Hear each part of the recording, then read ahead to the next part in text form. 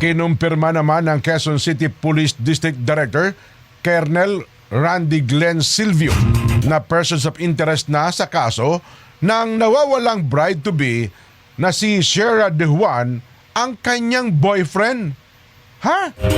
Na si Mark R.J. Reyes. Ito po ay batay sa sulat na ginawang Special Investigation Team na tumututok ngayon sa kaso ng missing bride-to-be.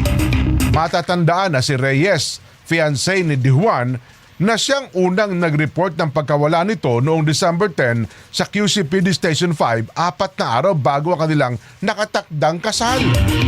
Ayon sa ulat, umalis umano si De Juan para bumili ng gamit para sa kasal, ngunit iniwan ng kanyang cellphone at hindi na po nakauwi.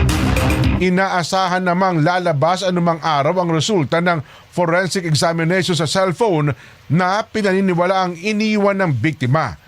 Hindi pa po naglalabas ng detalye ang PNP ukol sa posibleng motibo habang nagpapatuloy ang investigasyon.